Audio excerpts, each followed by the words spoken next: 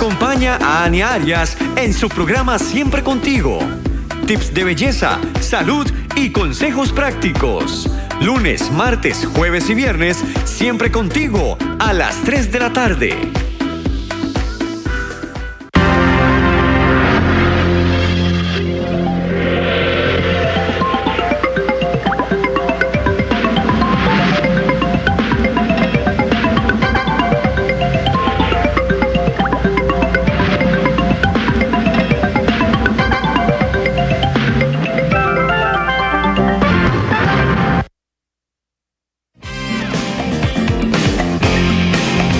A continuación, Tribuna Política.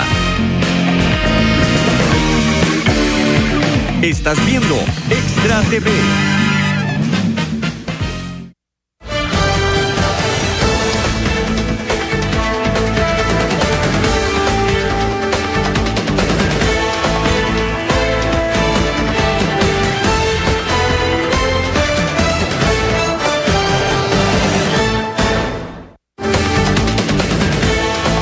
Buenos días, amigas y amigos que todos los días de lunes a viernes sintonizan su programa Tribuna Política por este Extra TV Canal 42 en el horario de 7 a 8 de la mañana. Recuerden la retransmisión de este mismo programa a partir de la medianoche. El día de hoy nos acompaña doña Argentina Artavia, a quien le damos la más cordial bienvenida. Argentina, ¿qué tal? Muy buenos días, Sergio, y muy buenos días también a todos quienes nos hacen el favor de acompañarnos esta mañana de martes. Y en la lista de lo que hemos venido desarrollando desde hace ya un par de semanas, hoy estamos con la grata y distinguida presencia del candidato a la segunda vicepresidencia del partido Frente Amplio, el señor Luis Paulino Vargas, al cual también le damos la cordial bienvenida. Don Luis Paulino, muchas gracias por acompañarnos. Buenos días, Argentina y Sergio, complacidísimo de estar aquí con ustedes, muy agradecido. Justamente en esta línea, como decíamos, bueno, y las y los que nos vienen siguiendo saben, lo que hemos querido con estos espacios es darle a la ciudadanía la posibilidad de que conozcan las fórmulas presidenciales, entendiendo que el 4 de febrero no vamos solamente a votar por quien sea el próximo presidente o presidenta de la República, sino que esa fórmula está acompañada de dos figuras adicionales, los dos candidatos a las vicepresidencias. Y en este caso, bueno, hoy lamentablemente doña Laura Hall, que es la otra candidata, tal vez se nos pueda sumar en el transcurso del programa. Hay algunos asuntos ahí particulares de ella que le han imposibilitado estar, y esperemos que pueda llegar, y si no, pues están dignamente representados en la figura de don Luis Paulino. Pero sí, don Luis Paulino, para comenzar ya a entrar en materia, como se dice, nos gustaría mucho, bueno, primero que usted se presente ante la ciudadanía que nos está en este momento viendo a través de la frecuencia de Canal 42, a través del Facebook de Canal 42 o a través de Radio América 780 HD, que nos diga, bueno, quién es Luis Paulino Vargas, qué lo motiva a incursionar en esta actividad y ser hoy un eventual, no solamente vicepresidente de la República, sino en algún momento presidente en ejercicio, si así las circunstancias lo ameritaran. Don Luis. Sí, buenos días a todas las personas que nos escuchan y nos ven. Yo soy zarcereño de nacimiento, nací allá en Zarcero en el año 58, el año entrante llegaré a mis 60 primaveras, el febrero del año entrante. De una familia campesina, pobre, y gracias al Estado Social de Costa Rica, pues pude hacer mi primaria, mi secundaria, mi universidad. Soy economista, tengo doctorado, soy catedrático universitario. Ahorita soy director de un centro de investigación en la UNED que se llama el Centro de Investigación en Cultura y Desarrollo, el CICDE, que es parte de la Vicerrectoría de Investigación de la UNED. Como economista creo que tengo una trayectoria bastante, digamos que bastante respetable. He publicado, por ejemplo, 12 libros. Uno de mis libros recibió Premio Nacional Aquileo Echeverría en la categoría de ensayo, un libro que se llama El candado y la llave, ideología y realidad de la propiedad intelectual, una publicación de la editorial UNED, etcétera. Tengo muchas publicaciones, artículos científicos, muchísima publicación de carácter divulgativo, porque digamos me tomo muy en serio tratar de llevar adelante una tarea de carácter educativo en temas económicos. Los temas económicos siempre son muy áridos, no obstante que están muy cerca de la vida de las personas porque afectan las condiciones de su vida en el día a día. Y entonces desde hace muchos años pues yo me he propuesto aportar un granito de arena para tratar de educar a la ciudadanía en temas económicos, tratando de hacer publicaciones no muy largas y lo más simples, lo más accesibles posibles para tratar de explicar temas económicos que la gente usualmente percibe como áridos, pero al mismo tiempo sentar una posición y tratar de contribuir a generar corrientes de opinión. Con el Frente Amplio yo estoy vinculado hace años, muchos años, tal vez no exactamente desde sus orígenes, pero sí muy cerca de su fundación. Puedo rajar y me complazco, me honro mucho en decirlo, que tuve una buena amistad con don José Merino, una persona a quien admiré profundamente. Y bueno, en esta oportunidad se presentó esta ocasión, cuando Edgardo Araya, candidato del Frente Amplio, me llamó. Yo venía saliendo de una precampaña en Alajuela, yo me había postulado para ser candidato al primer lugar en la lista de diputación de Alajuela del Frente Amplio, pues no me salió bien, no fructificó mi candidatura. Y poco después de eso de que Edgardo me llamó, me sorprendió muchísimo, yo no me lo esperaba en absoluto, que me propusiera que lo acompañase en su fórmula como vicepresidente, como candidato a vicepresidente. Y Edgardo pues me hizo una oferta que para mí era demasiado difícil de rechazar, que era que yo me hiciera cargo de la parte de la agenda económica del partido. Para mí eso es, desde el primer momento eso resultó tremendamente tentador para mí. A mí los temas económicos me apasionan, es una pasión tremenda para mí, estar estudiando, publicando, escribiendo, tratando de aportar en los temas económicos, y cuando mi candidato me ofrece eso, yo no puedo más que sentirme muy atraído por esa perspectiva, y después de pensarlo, consultarlo con amigos y amigas, con gente cercana, pues terminé aceptándolo. Es para mí un desafío, pues en muchos sentidos apasionante, interesantísimo, sobre todo desde la perspectiva de contribuir a que el Frente Amplio tenga en los temas económicos una agenda muy sólida. El partido cuenta con un equipo de economistas de muy alto nivel, muchos de ellos muchachas y muchachos jóvenes sumamente talentosos, de manera que no es que es algo que yo estoy solo ahí, ni muchísimo menos. Hay todo un equipo muy bueno, realmente de lujo, y como parte de ese equipo, tratando de ser un poco el que lo lidere, el que, digamos, el rostro más visible, pues yo asumo ese desafío en la parte económica con muchísimo interés. Por supuesto, me siento en condiciones y en capacidad de aportar en otras cosas, por ejemplo, en el ámbito de los derechos humanos u otros ámbitos. Pero digamos que mi interés está centrado fundamentalmente en la agenda económica.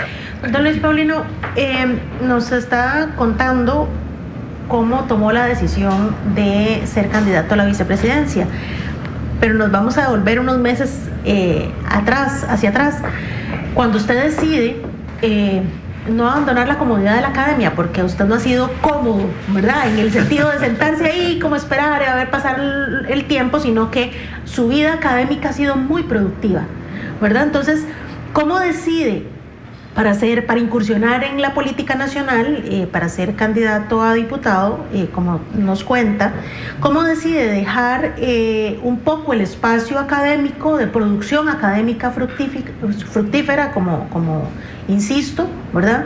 Conozco muy de cerca su trayectoria académica, y entonces, ¿cómo decide dejar eso para decir, ok, voy a hacer esto otro también, que tiene una serie de implicaciones, ¿verdad? Bueno, usted mismo señala, en ese inicio no fue exitosa, pero decide dar ese paso que no muchos costarricenses lo dan por una serie de implicaciones que tiene, no siempre positivas. Entonces, ¿cuál es la motivación que tiene para participar en política nacional? Antes de que don Luis Paulino responda a esta consulta de doña Argentina, vamos a hacer la primera pausa del programa y ya volvemos.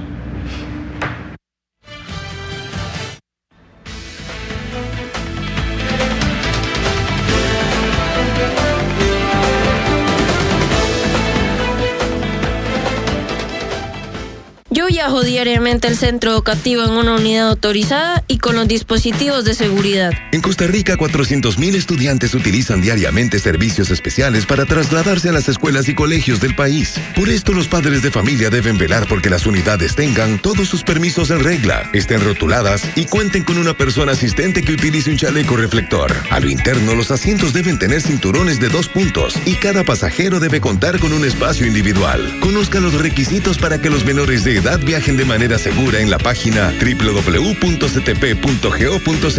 Por eso, déjese llevar de una manera segura. Un mensaje de Gobierno de la República, MOP y Consejo de Transporte Público. Yo tengo una cocinita de derivados de maíz. Toda mi familia depende de mis decisiones. Por eso me informo para tomarlas. Soy Melania Pérez, cocinera y artesana. Este 4 de febrero tengo que tomar una decisión muy importante, votar. Y no se toma a la ligera. Por eso me informo. Porque un voto informado es un voto inteligente. Sea responsable con Costa Rica.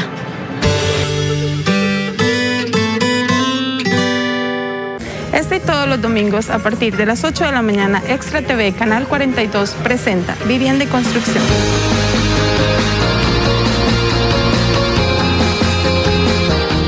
Un programa que está marcando la diferencia en Costa Rica. En donde le mostramos todos los secretos del mundo de la construcción.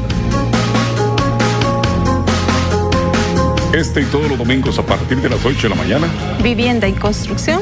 Y solo aquí por Extra TV, Canal 42.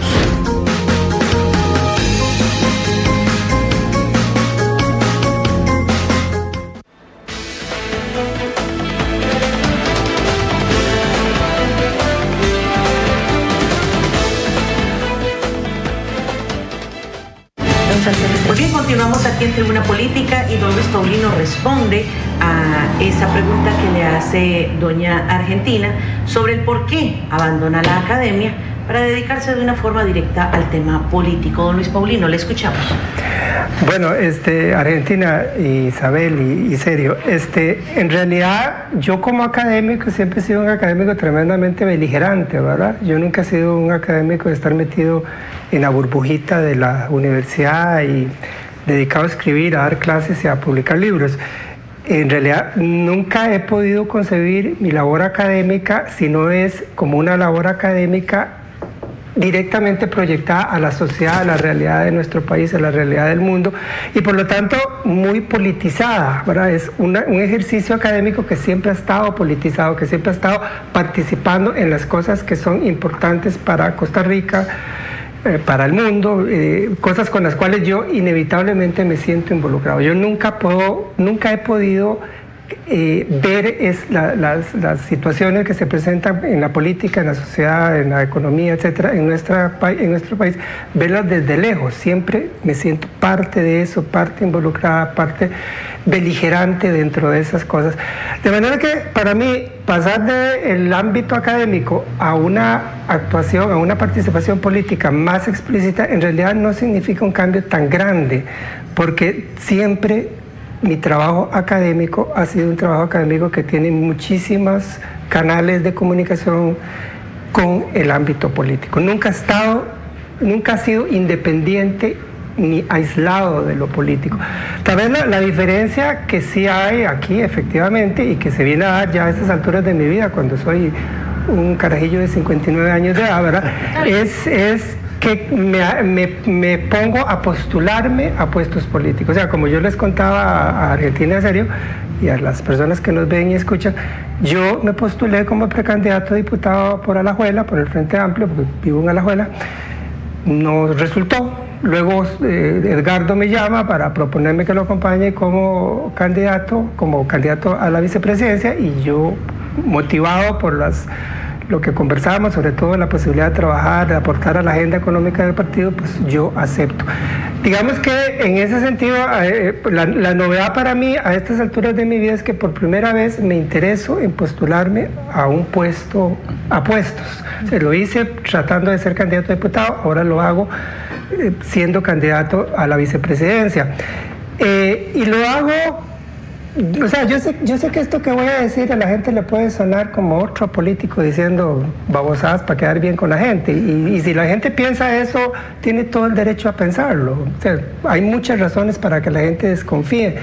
Pero yo sí me siento muy tranquilo con mi conciencia al decir que si asumo esto, lo asumo no sé, por amor a este país, porque hay tantas cosas en lo que ocurre en esta Costa Rica actual ante las cuales yo no me puedo declarar indiferente de ninguna manera, ante las cuales yo me siento concernido.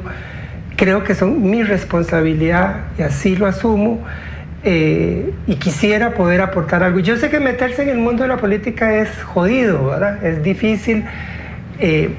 Uno se corre el riesgo de desprestigiarse muy fácilmente. En la academia puedes hacer tu trabajo, alguna gente critica lo que hacemos los académicos, dicen que somos unos vagos, pero en general el trabajo académico te permite ganar prestigio frente a la sociedad. Meterse en el mundo de la política es correrse el riesgo de que un montón de cosas sucias y no muy perfumadas lo pringuen a uno, lamentablemente. Yo soy consciente de eso, yo estoy dispuesto a asumir ese riesgo, me siento muy tranquilo con mi conciencia, sé que nunca voy a traicionar mi conciencia, sé que el día que traicione mi conciencia me dejo de llamar Luis Paulino y dejo de ser hijo de Jorge y Adalía, y eso no va a ocurrir nunca. Y así lo asumo como una tarea donde el deber número uno es ser fiel con mi propia conciencia, ¿verdad? Y yo sé que en el Frente Amplio eso es posible, es un partido donde eso Apelando es posible. a esa conciencia, don Luis Paulino, usted dice que acepta el reto para aportar algunas cosas en el tema económico, sin embargo también es académico, ¿verdad? Dos retos que tenemos los costarricenses. Obviamente el tema fiscal, el tema económico, ¿verdad? De la situación en la que vivimos como país en este momento, y el tema de la educación. ¿Cuál es su propuesta? ¿Cuál es el ideal en el entendido de que el Frente Amplio llegara a ser gobierno? ¿Qué aportaría usted al tema educación y al tema economía para Costa Rica? Bueno, Isabel, primero, si llegamos a ser gobierno, y yo confío que sí lo vamos a lograr, ¿verdad? Yo pretendo, es lo que yo esperaría que ocurra, que yo quede como la persona que conduzca la agenda económica del gobierno. Como yo les comentaba antes, el partido tiene un excelente equipo de economistas, sobre todo economistas jóvenes sumamente talentosos, y ahí me siento acompañadísimo. Pero bueno, yo quisiera ser el que lleve adelante esa agenda económica. Perdón, Luis Paulino, ¿desde un rol de coordinación o ejerciendo un cargo de dirección específico? Pues yo no quisiera entrar como en ese tipo de detalles, pero posiblemente las dos cosas, ¿verdad? Posiblemente las dos cosas. Así es como yo me veo a mí mismo, claro. Y así es como en algún momento se lo he dicho a Edgardo, ¿verdad? Y teniendo, como les digo, hay un grupo de gente en la cual se puede confiar, que yo sé que harían un excelente trabajo. Ahora, desde el punto de vista económico, Isabel, a mi juicio el problema número uno de Costa Rica se llama empleo.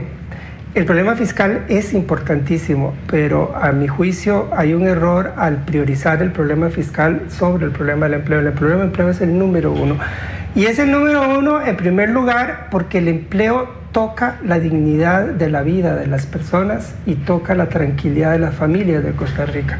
O sea, yo no creo que pueda haber nada más importante que eso desde el punto de vista económico. O sea, yo no creo que pueda haber ninguna cuestión económica que pueda ser más importante que hacer algo comprometidamente y seriamente, hacer algo por el empleo, porque al hacer algo por el empleo estamos trabajando por la dignidad de la gente y por la tranquilidad de las personas y de las familias. Entonces, digamos, eso desde un punto de vista humano y ético, pero también desde el punto de vista económico. Resolver el problema fiscal sin resolver el problema del empleo es un grave error. Para poder resolver el problema fiscal hay que avanzar en el ámbito del empleo. Para avanzar en el ámbito del empleo hay que tener políticas claras e integrales, y hay que también incorporar el aspecto de la reactivación de la economía. La economía de Costa Rica tiene que recuperar dinamismo. un dinamismo que genere muchos empleos y sobre esa base generar condiciones más sólidas para resolver el problema fiscal.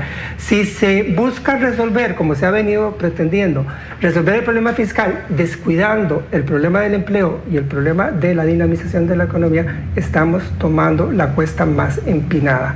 O sea, resolver el problema fiscal de esa manera es agarrar un cuestón, un camino cuesta arriba, tremendamente empedrado, tremendamente difícil, y los costos sociales que eso podría tener son muchísimo más altos. Entonces, digamos, prioridad fundamental, y reitero, esto hay que verlo como un paquete integral, es que no podemos, o sea, la visión tradicional de los otros partidos es poner por aquí el problema fiscal y por allá el problema del empleo.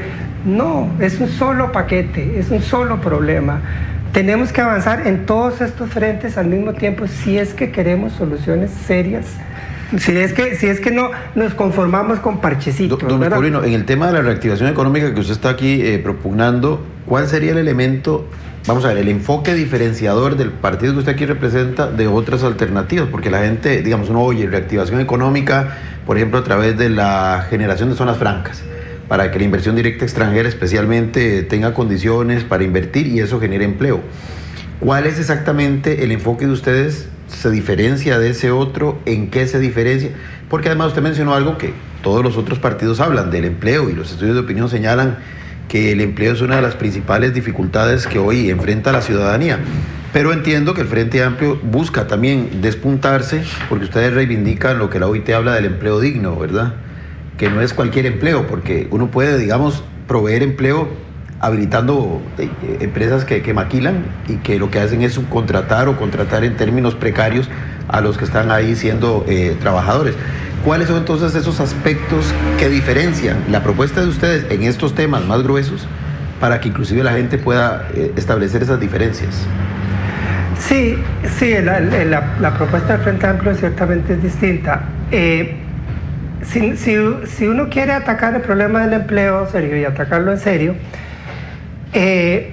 tiene que diferenciar los distintos aspectos del problema y los distintos tiempos del problema. Digamos, el problema del empleo tiene que ser atacado desde una estrategia integral que sepa diferenciar los momentos en el tiempo para atacar ese problema. Y cuando digo diferenciar los momentos es tener claro que hay cosas que uno tiene que obligatoriamente tratar de hacer a corto plazo, el mayor esfuerzo posible por tratar de hacerlas a corto plazo, y otras cosas que necesariamente van a llevar más tiempo.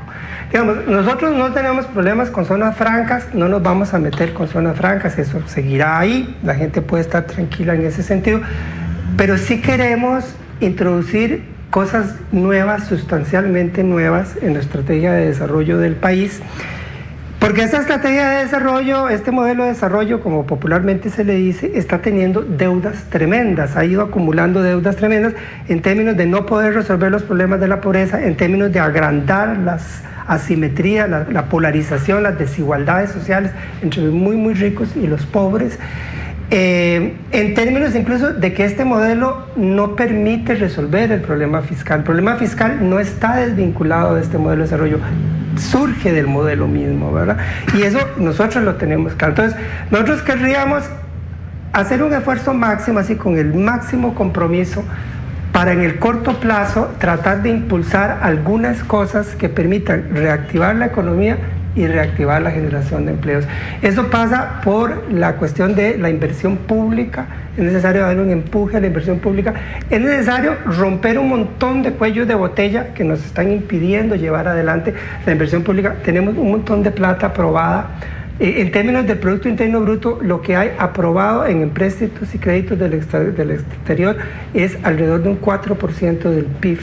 Si fuéramos capaces de poner a caminar eso le daría un empujón a corto plazo a la economía sustancial, y de ahí saldrían un montón de empleos, se generaría un montón de empleos. Porque además la inversión pública tiene que ser planificada con inteligencia para que genere muchos empleos en forma directa y para que genere muchos encadenamientos, o sea, se abastezca de insumos de producción nacional, lo más posible que se abastezca de insumos de producción nacional, importado lo que sea nada más estrictamente necesario, porque al abastecerse de insumos de producción nacional va a estar incentivando la producción y el empleo en muchas empresas costarricenses. Entonces, la variable inversión pública, el crédito, tiene que abaratarse el crédito para las empresas, sobre todo las empresas micro, pequeñas, medianas empresas, tiene que abaratarse el crédito para incentivar la inversión productiva y el empleo ahí.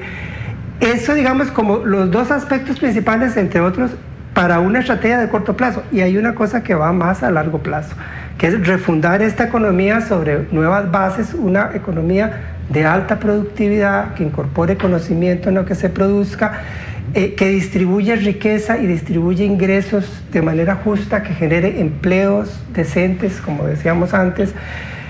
Y eso significa, en nuestra concepción de estas cosas, eso significa llevar adelante proyectos productivos con la gente, con las comunidades, con las regiones, pensando mucho en las regiones más pobres, más rezagadas, en la región norte, la región Caribe, el sur, la costa pacífica, etcétera, esas regiones más pobres, y proyectos productivos donde tiene que haber una gran articulación institucional. La institucionalidad pública de Costa Rica debe ponerse a trabajar en serio, de forma articulada, para impulsar esto, pero trabajarlo con la gente, que surja desde las comunidades, aprovechando los recursos y las potencialidades productivas de las comunidades, permitiendo que la gente deje fluir su creatividad, su capacidad, su laboriosidad, que yo sé que es abundante.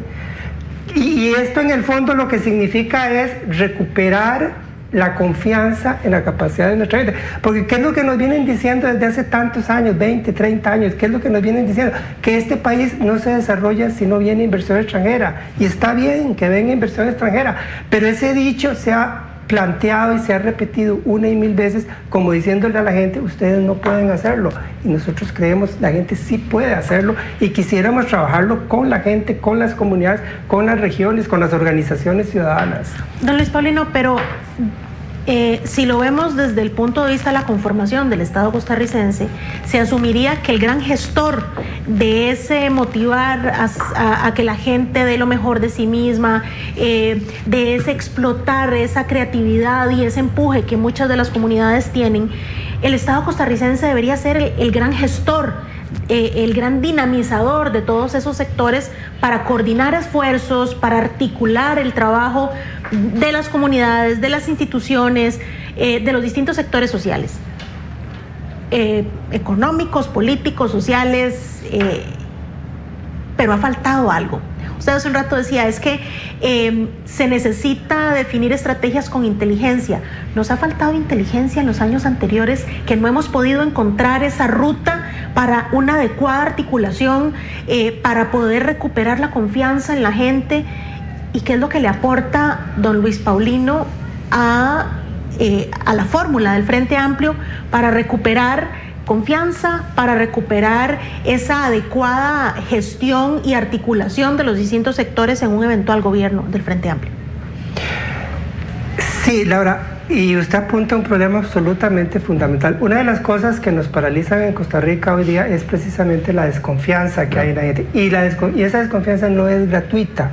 La clase política de Costa Rica se la ha ganado, y se la ha ganado con creces, por lo mentirosos que han sido, por las promesas incumplidas, por el montón de expectativas que han generado en la gente y las han frustrado, por los reiterados actos de corrupción. Entonces, esa desconfianza merecidísima, no hay nada que discutirle. ¿Cómo recuperar esa confianza? Es una labor terriblemente difícil y hay que afrontarla con todo. Yo digo que para recuperar esa confianza, pues hay que hablar con honestidad, con sinceridad, decir las cosas, aunque no sean lo más bonitas, pero hay que decirlas cuando hay que decirlas, actuar con transparencia. Yo no sé, yo por lo menos en mi caso soy un hombre absolutamente transparente, no hay nada sobre mi vida que pueda estar o que sea oculto, ¿verdad? Pero además yo creo que tenemos que ser capaces de proponerle a la gente cosas donde la gente sienta, cosas que la gente pueda decir, bueno, sí, eso tiene sentido, es realizable, pero además es justo. Se me está proponiendo algo que es justo. Y cuando digo que se está proponiendo algo que es justo, lo que estoy diciendo es que es algo donde cada quien debe asumir una responsabilidad proporcionalmente a sus posibilidades. Por ejemplo, en materia fiscal, con los proyectos de ley, lo voy a ejemplificar con los proyectos de ley que están en este momento en la Asamblea Legislativa. El gobierno de la República, de don Luis Guillermo Solís, junto con el Partido Unidad y el Partido de Liberación, acordaron una agenda. La agenda que tenemos en este momento es una agenda acordada por Liberación, la Unidad y el gobierno de don Luis Guillermo. Esa agenda, en el tema fiscal, ahorita lo que nos propone son 3 proyectos. El IVA, un proyecto de impuestos sobre ganancias de capital y la regla fiscal. Sin entrar en mucho detalle, yo lo que les diría es que eso es un parche mal puesto, eso no es de ninguna manera una solución seria. O sea, si ellos quieren decirnos que con eso están pretendiendo enfrentar en serio el problema fiscal, yo voy a tener que pasar por la pena y con todo respeto decirles, no es cierto, eso es una charlatanería, eso es un parche mal puesto, tirar la bola para adelante fingiendo que no la están tirando para adelante. Pero además es una propuesta injusta que distribuye las cargas de manera injusta. ¿Cómo se va a ganar? ¿Cómo vamos a recuperar la confianza de la ciudadanía de esa forma?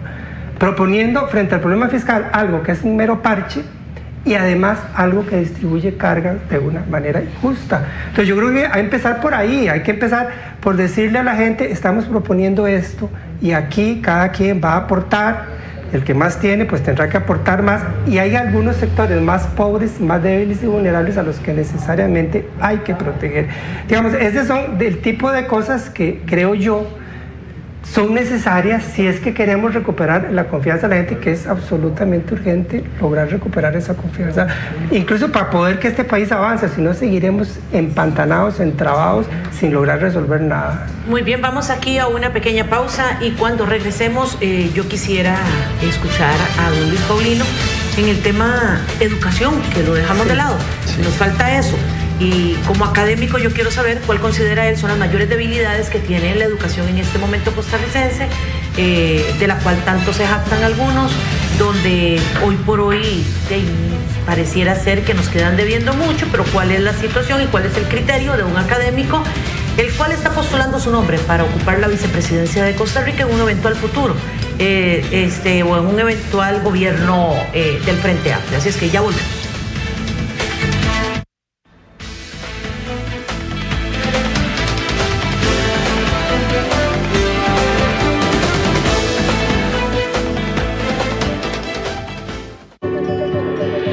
Yo tengo una cocinita de derivados de maíz. Toda mi familia depende de mis decisiones. Por eso me informo para tomarlas. Soy Melania Pérez, cocinera y artesana.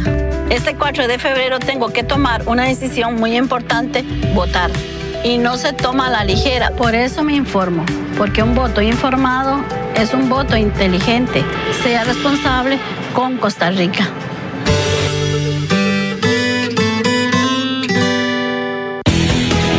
La verdad, con Vivian Quesada. Todos los miércoles a partir de las 7 de la noche. Por Extra TV, el canal del pueblo. Tus estrellas favoritas ya las podés ver.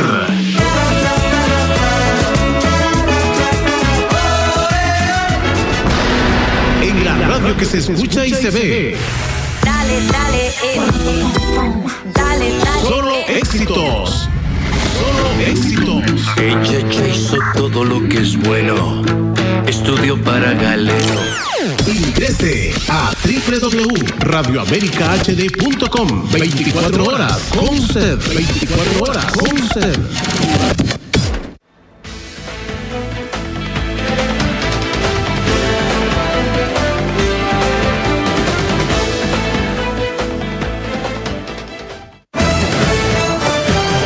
Continuamos aquí en Tribuna Política y como le digo a don Luis Paulino, es imposible no, siendo el académico, no enfocar y no hacer hincapié en el tema de la educación en Costa Rica.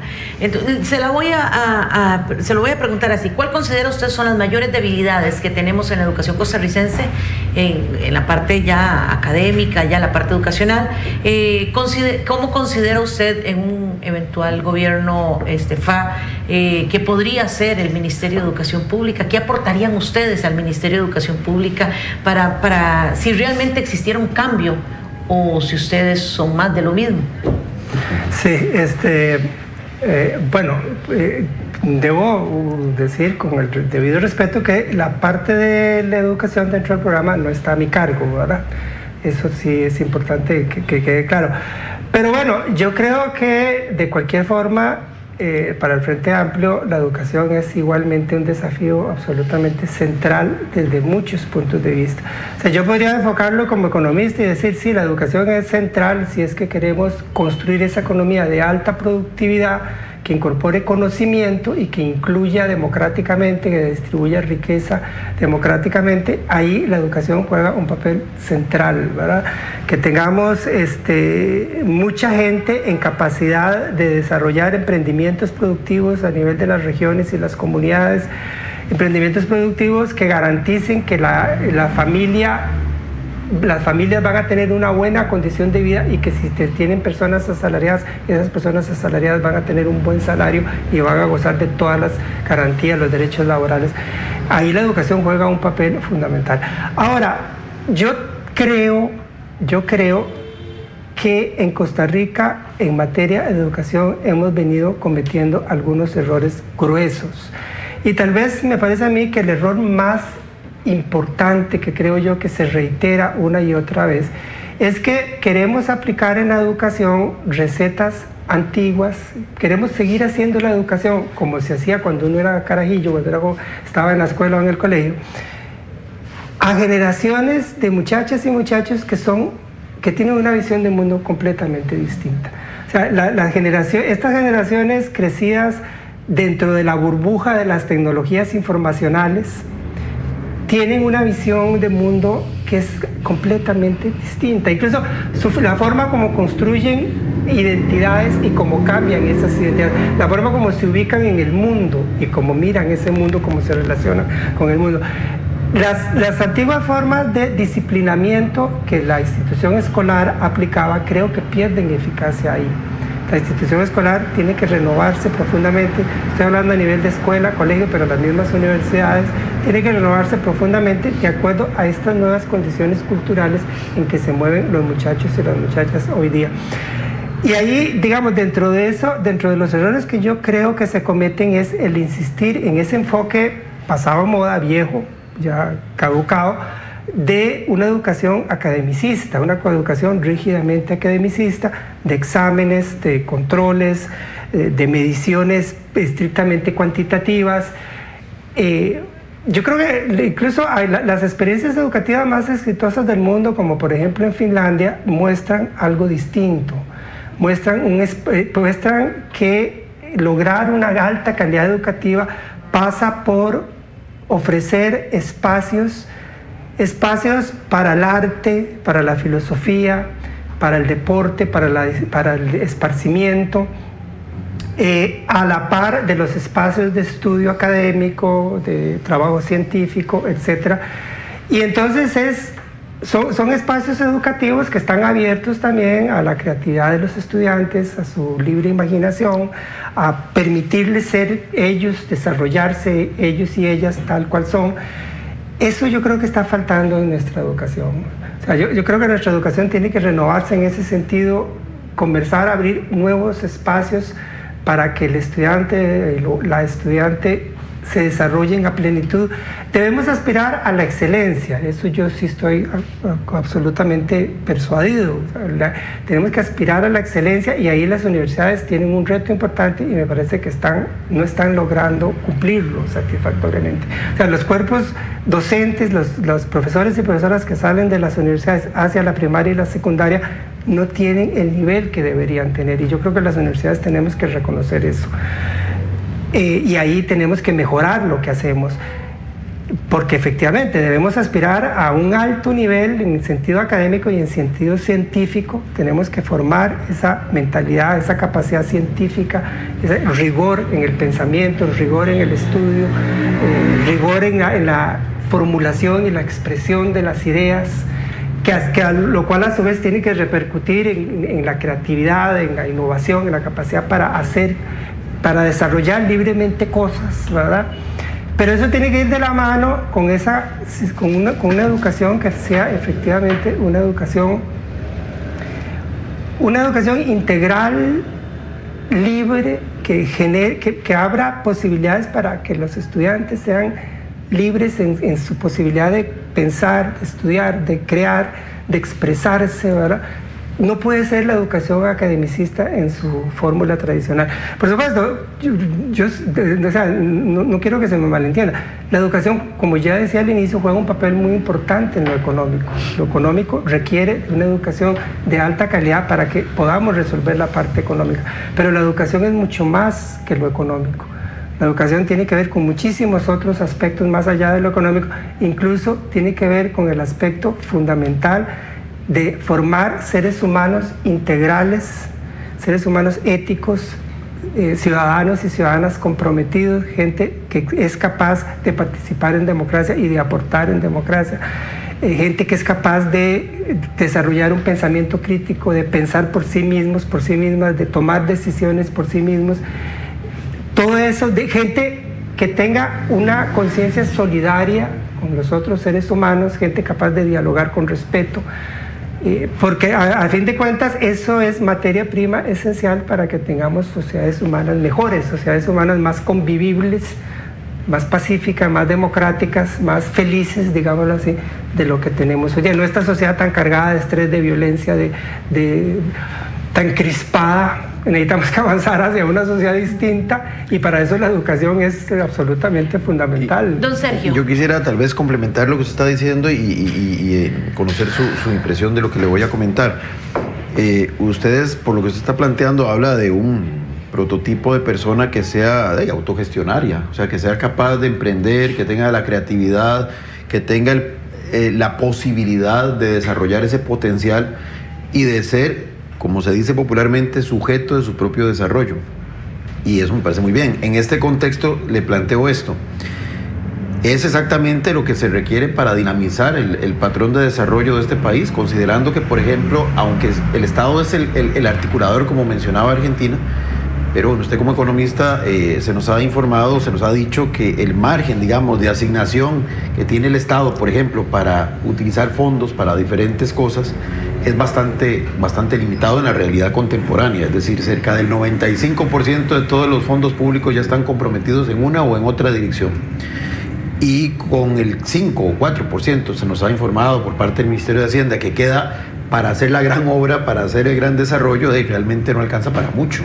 Entonces, en esa concepción, ¿cómo visualizaría usted? Bueno, primero, si este panorama que le acabo de decir es cierto, o usted como economista tiene una valoración distinta de lo que inclusive oficialmente se nos dice, inclusive cuando se presentó ahora el presupuesto, el ministro y el viceministro de Hacienda, bueno, el ex viceministro de Hacienda, reiteraron ese tema de la inflexibilidad.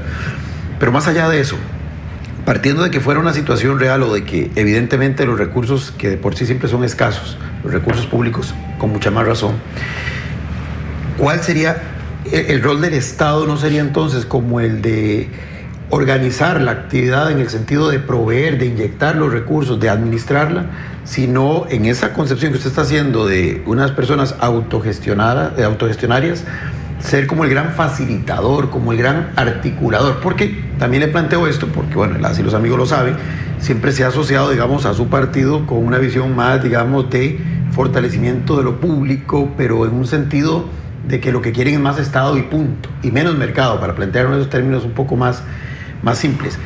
Pero me da la impresión, por lo que usted está diciendo, que la valoración es más bien de un Estado, sí, pero un Estado no, digamos, que sustituya a la acción de la ciudadanía, o que no sustituya a la iniciativa privada, pero a una iniciativa privada que es distinta en su concepción, porque incorporaría a todos los diferentes sectores de esa sociedad que usted está visualizando mucho más protagonista.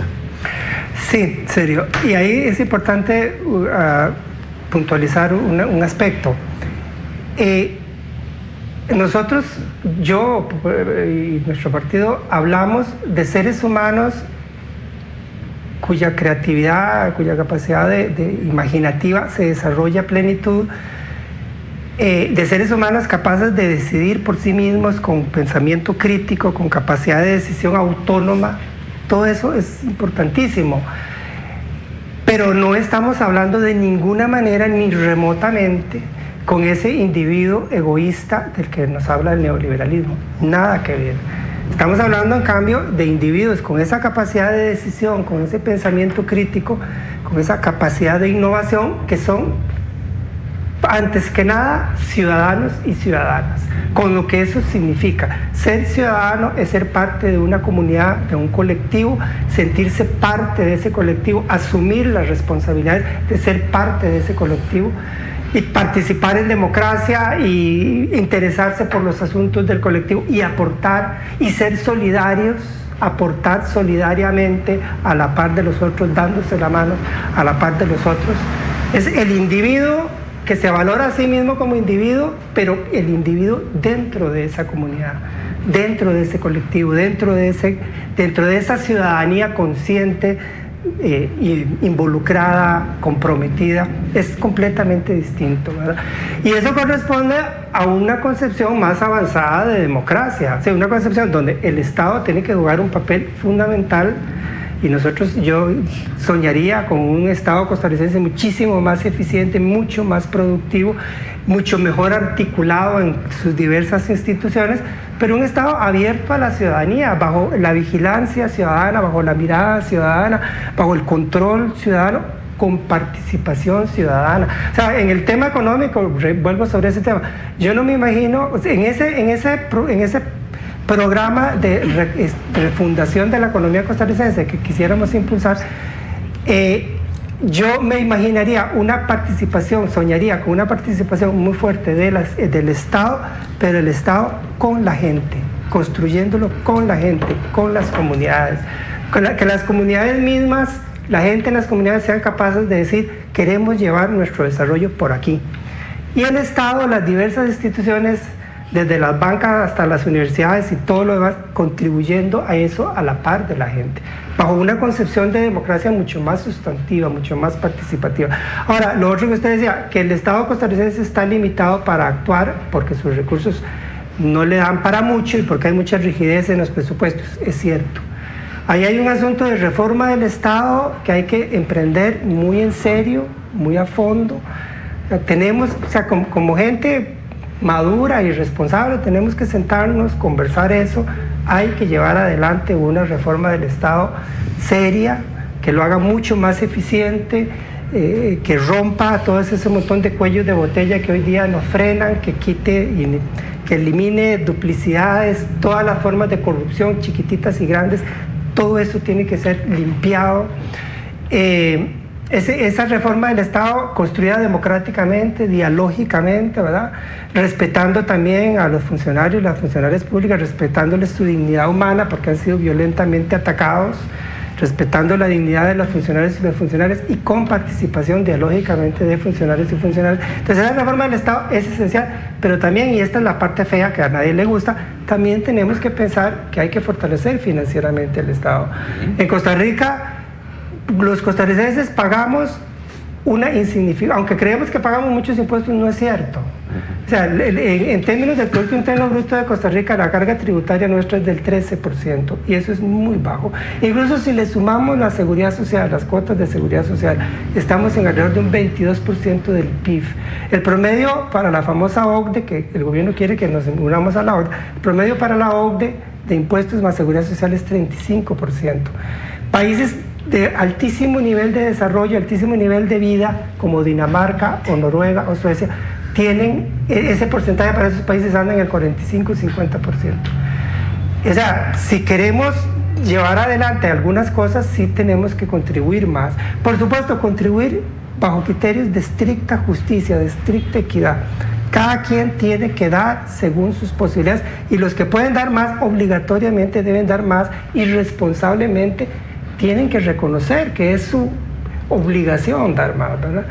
Muy bien, vamos a hacer aquí una pequeña pausa y regresamos con doña Argentina para que pregunte. Ya volvemos.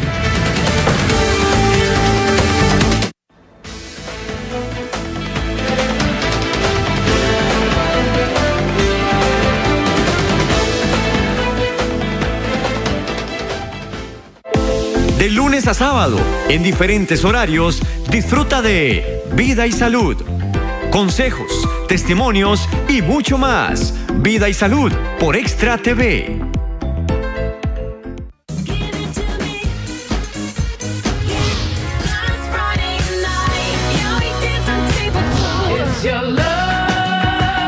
Toda la música de tus artistas favoritos en un mismo lugar. Especiales musicales.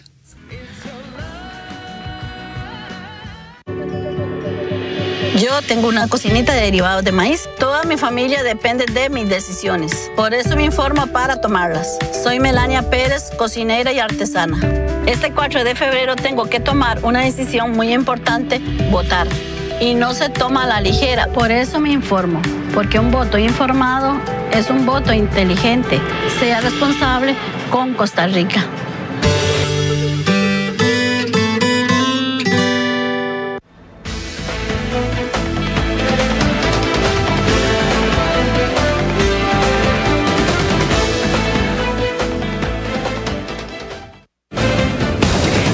Seguimos aquí en Tribuna Política y doña Argentina pregunta a don Luis Paulino Vargas, quien postula su nombre en la fórmula del señor Edgardo Araya como candidato a la vicepresidencia del país. Doña Argentina. Desde don Alfredo González Flores, ¿verdad? Cuando propuso la reforma tributaria pionera en este país, que decía que el rico pague como rico y el pobre como pobre. Es un poco lo que usted está señalando, de que cada quien pague según la medida de sus posibilidades, de sus condiciones. Yo creo, puedo asumir que nosotros como costarricenses podríamos estar dispuestos a aportar más en la medida en que viéramos reflejados, ¿verdad? Los impuestos que pagamos en obra pública, en la gestión del gobierno, en una serie de espacios en los que no lo vemos ahora. Hace algunos meses tuvimos aquí sentado, justamente ahí donde usted está sentado, a doña Patricia Mora, y ella nos explicaba que quizás el Frente Amplio había fallado en dirigir ese mensaje de lo que el Frente Amplio es capaz de hacer, de lo que el Frente Amplio propone a la ciudadanía, de manera que se comprendiera en su totalidad y que además les permitiera acceder al gobierno. ¿Qué le hace falta al Frente Amplio para lograr calar ese mensaje en la ciudadanía? ¿Qué le aporta don Luis Paulino al Frente Amplio para esta vez sí tener un mensaje mucho más contundente, mucho más asimilable por parte de la ciudadanía? ¿Y por qué esta vez el Frente Amplio merece llegar a gobierno? Bueno, mira, usted me está planteando un montón de cosas al mismo tiempo, de Argentina, perdón, me está planteando un montón de cosas al mismo tiempo y todas muy gruesas, muy importantes. Primero, que la gente no quiere pagar impuestos y la gente dice, ¿para qué voy a pagar impuestos si se los roban, si los usan mal usados, si los servicios que me dan son malos? Sí, es cierto. ¿Cómo lo va a hacer uno que no? Como decían en el dicho famoso del Chavo el Ocho, ¿cómo lo va a decir que no? Sí, ¿verdad? No se puede decir que no. Y tampoco está asunto de llegar a ofrecer milagros. Yo sí, conmigo sí se va a resolver. Es muy facilísimo decir, van a ver, yo sí se los resuelvo eso. No, eso es demagogia decir eso. Claro que no se puede decir eso. O sea, lo que se puede decir es, vean, lo vamos a asumir con máxima responsabilidad. Somos absolutamente conscientes de que sí son las cosas, de que hay un montón de cosas que caminan mal, que hay corruptelas, que hay montones de entrabamientos, trámites excesivos, burocratizaciones que no tienen sentido, gente que no le pone ganas a la cosa. Es muy triste decirlo, pero es cierto. Hay gente en las instituciones públicas que llega a sentarse para esperar la quincena, que llegue que depositen el salario. No puede ser así. No puede ser así. El funcionario y la funcionaria y cada institución pública tiene que entender que su responsabilidad es con la gente, con la ciudadanía.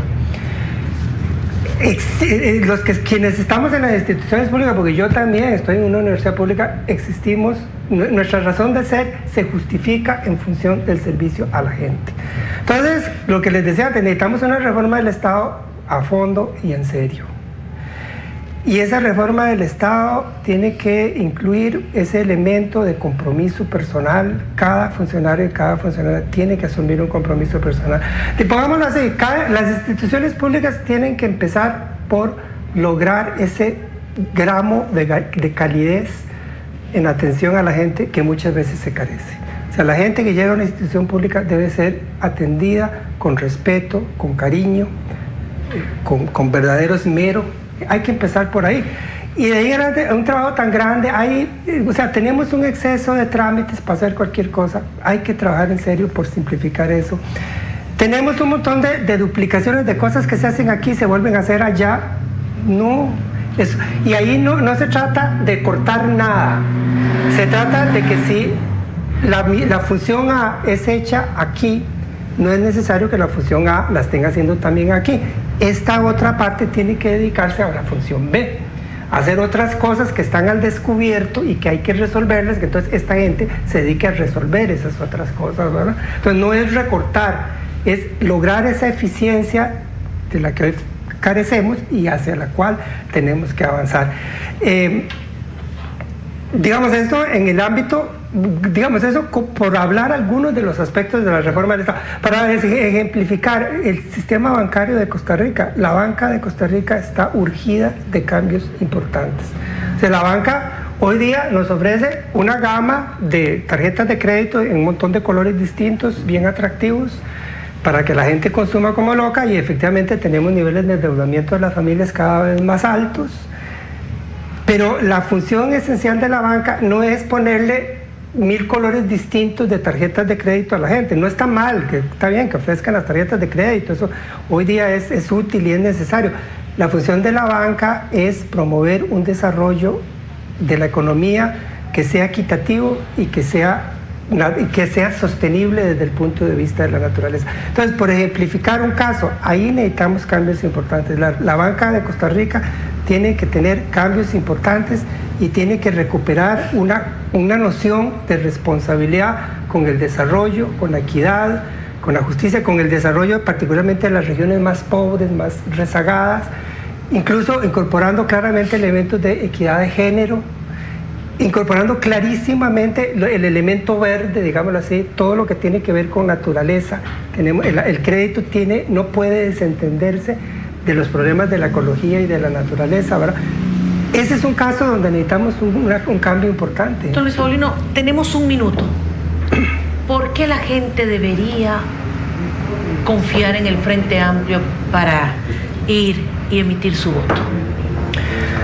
Muchas razones. Por ejemplo, una razón es que el Frente Amplio es un partido libre de cualquier escándalo de corrupción, y eso podemos decirlo orgullosamente, y hemos liderado la lucha contra la corrupción. Doña Patricia Mora, que usted la mencionó, ha cumplido una función de liderazgo insigne en ese sentido, pero además porque yo creo que el Frente Amplio es el único partido que realmente está comprometido con la gente de la calle. O sea, el único partido que asume, y no de una forma demagógica, sino por real convicción, que asume en su ideario, en su programa, en sus propuestas, las necesidades de la gente común y silvestre, buscando la construcción de una sociedad realmente inclusiva, realmente democrática, que es a fin de cuentas nuestra mayor aspiración.